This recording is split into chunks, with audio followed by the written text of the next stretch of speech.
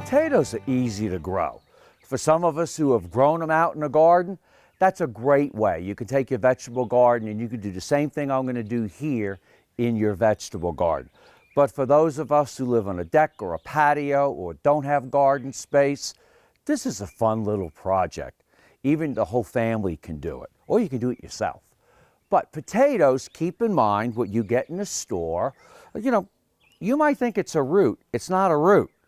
It's actually a stem. It's called a rhizome. And this is one of the fingerling potatoes. And if you look very close, you can see these little spots. And these are really known as nodes. So if I were to turn this stem this way, if this was above the ground, these would produce leaves.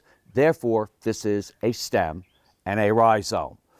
Now, I like fingerling potatoes. If you're going to go to the trouble to grow your own potatoes, I mean, you can grow the ones that you can get for 29 cents to 59 cents a pound. But when it comes to some of the fingerling potatoes, they can cost as much as $3.99 a pound. So you might want to grow some of the unusual ones. A lot of these potatoes have come from the areas within the Andes, and a lot of hybridization's taken place since then. But a lot of these different fingerling potatoes are known to make the very best mashed potatoes, very best German mashed potatoes, or German sliced potatoes, or boiled potatoes. So it is specifically known for different things. To give you an idea of what this looks like, here is potato with the nodes. Here's an older potato, and I'm sure many of us have left some of these potatoes in our cabinets, and sometimes they don't look as good as this. But if you look, you can see where out of each of those nodes, new potatoes and stems and roots are growing. You can actually see here little baby potatoes being produced. I usually recommend that you order disease-free potatoes online from companies that supply them.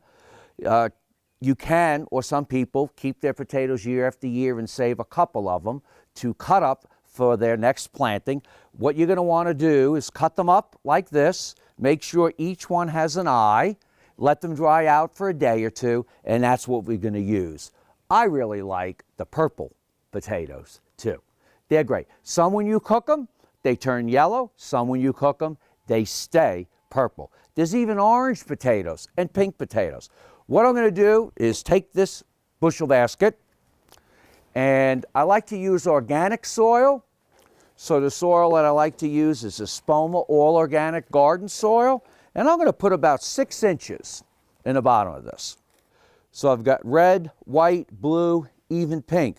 And I'm just going to take these potatoes, and they're sometimes called seed potatoes because what we're doing is seeding new potatoes. And sometimes if I have a bigger bushel basket, I'll use a few extra. Then I'm going to take more soil. I also, as fertilizer, might use Espoma bulb tone, or I might use biotone or bone meal.